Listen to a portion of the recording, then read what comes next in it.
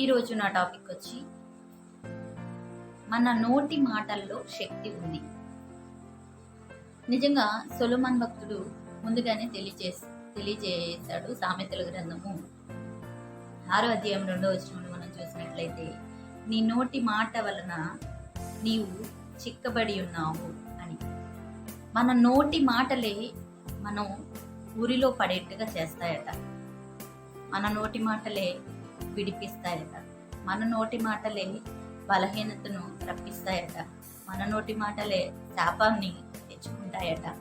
మన నోటి మాటలే ఎదుటివానికి శాపాన్ని కలుగజేస్తాయట.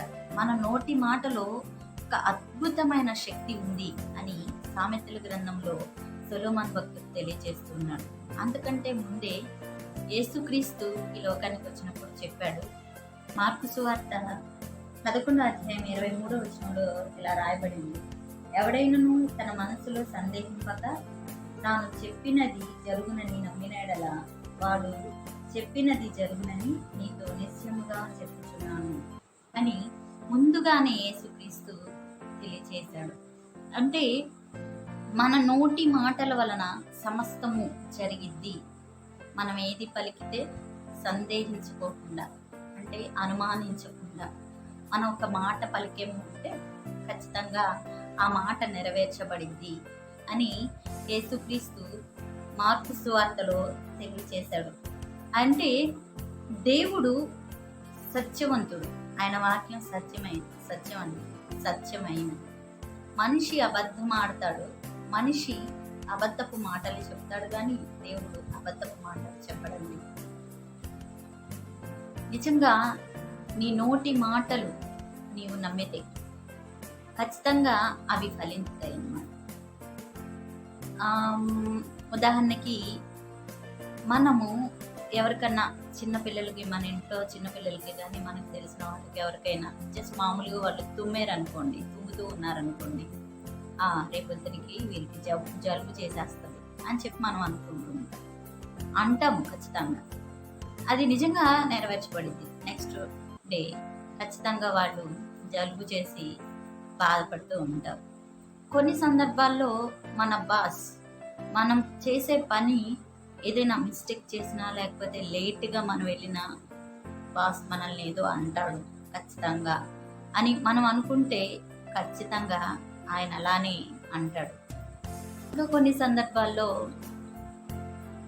ఆఫీస్ నుంచి ఇంటికి లేటుగా వెళ్తే తన ఇంట్లో వాళ్ళు ఏదైనా అంటారు అని చెప్పి దృఢంగా నమ్మి ఇంటికి వెళ్తే ఖచ్చితంగా అడుగుతూ మొదలు పెడతారు. అడుగుతూ ఉన్న ప్రాసెస్లో గొడవగా మారిపోద్ది. అంటే మనము అనుకున్న మాటల్లో ఖచ్చితంగా శక్తి ఉంది.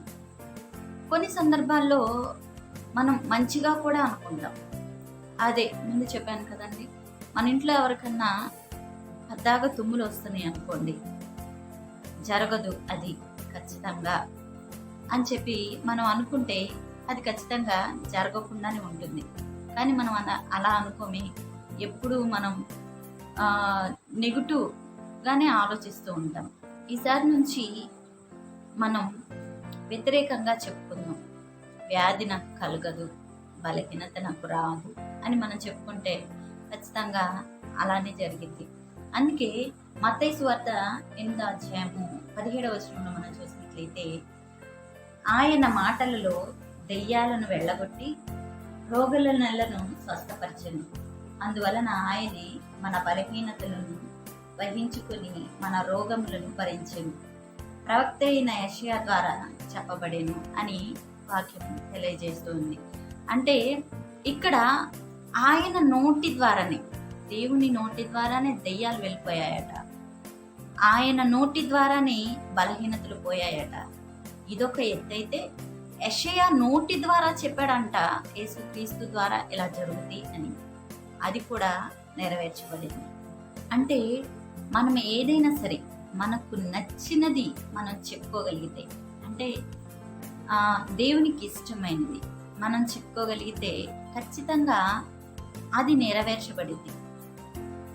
ఆ మాటకు అంటే ఇప్పుడు బలహీనత వస్తుంది అనేటువంటి మాట మన మనసులో ఉన్న ఖచ్చితంగా లేదు, ఓ సైతానా, నా దేవుడు నా పక్షాన ఉన్నాడు, నాకు అలాంటిది సంభవించదు అని గట్టిగా దృఢంగా నువ్వు చెప్పగలిగితే ఆ మాటలో ఉన్నటువంటి అంటే నెగిటివ్ మాటలో ఉన్నటువంటి పటస్థం తగ్గిపోద్ది అనమాట. తగ్గిపోయి నీకు కావలసిన వే ఆఫ్ స్టైల్లో అంటే ఆశీర్వాదకరంగా నీ మాట మార్చబడింది. నీ మాటల్లో నిజాయితీ అంటే మంచి నీవు కోరుకొని నీ ఇంటికి వెళ్ళిన లేట్ అయింది, ఇంట్లో ఏదో జరిగిద్దేమో అనే ఆలోచన కాకుండా నాకు మంచే జరిగిద్ది, లేట్ అయిందని బాధపడతారు అనేటువంటి వేలో నీకు నువ్వుగా ఆలోచించుకొని నీ మాటను నువ్వు చెప్పుకోగలిగితే ఆఫీస్లో అయినా ఏది ప్రాబ్లం అయినా అది నీకు మంచిగా నువ్వు అనుకోగలిగితే అది నీకు మంచి జరిగిద్దట. అందుకే టిఎల్ఆర్ రోరన్ అనేటువంటి వ్యక్తి ఒక మాట చెప్తున్నాడు. ఆయన మనకు కలిగినటువంటి మాటల విషయంలో అంటే కలిగినటువంటి బలహీనత విషయంలోనైనా ఒక 3 ప్రాముఖ్యమైనటువంటి విషయాలు ఉన్నాయి అని తెలియజేస్తూ ఉన్నాడు.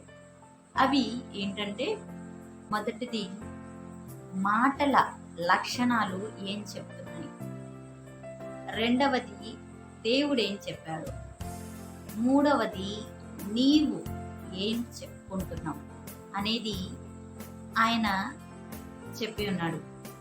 నీ మాటల లక్షణాలు ఏమంటున్నాయి అనేది నీ వింటే నీలో ఉన్న అంటే నీవు ఏదైతే అనుకుంటున్నావో అది జరిగింది, చెడుగా నువ్వు ఏదనుకుంటే అది జరిగింది.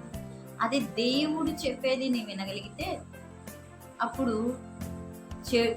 చెడు అంతా పోయి వ్యాధి అనేది తొలగిపోయి నీకు మంచి జరిగింది. అంటే ప్రతిదీ నీ మాటల్లోనే ఉంది. నీ మనసులో నీ దేవుడు చెప్పేది వింటావో లేదా నీకు కలిగినటువంటి బలహీనత యొక్క లక్షణాలు వింటావో అది మన చేతుల్లోనే ఉన్నాయి.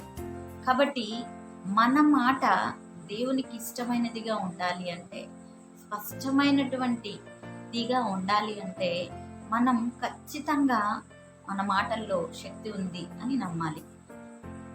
దేవుడు ఈ లోకానికి వచ్చి ఆయన మాటల్లో ఉన్నటువంటి శక్తిని ప్రజలకు కనపరిచాడు. మనం ఆయన యొక్క శక్తిని పొందుకుని ఉన్నాం కాబట్టి నేను ముందు చెప్పినటువంటి సిడీల్లో నేను చాలా మట్టికి చెప్పాను దేవుని యొక్క శక్తి గురించి, ఆయన మనిషికి ఇచ్చినటువంటి శక్తి గురించి. కాబట్టి మనిషికి ఆయన పరిపాలనాతనాన్ని ఇచ్చినప్పుడు ఆ పరిపాలన అనేది మన మాట చేతనే జరిగింది. అంటే అది మన సృష్టినే కానీ, మన కుటుంబాన్నే కానీ, మన యొక్క ప్రపంచాన్ని, దేశాన్నే కానీ, మనల్నే కానీ ఏదైనా అది మన మాట అనేది స్పష్టమైనదిగా ఉంటే ఖచ్చితంగా దేవుడు చెప్పేదిగా ఉంటుంది. ఆ మాట నెరవేర్చబడుతుంది. మన మాటలు ఒకరిని కట్టిపడేసేవిగా ఉంటుంది, బాధ పెట్టేవిగా ఉంటుంది. మన మాట మళ్ళా వారిని విడిపించేదిగా ఉంటుంది, రక్షించేదిగా ఉంటుంది. కాబట్టి మనం దేవుడు ఏదైతే కోరుకుంటున్నాడో ఆ మాటను మనం మనుషుల మీద ప్రభావం చూపిద్దాం. అందుకే మనుషుల మాటలు ఎదుటి వ్యక్తుల్ని చంపేస్తాయంట.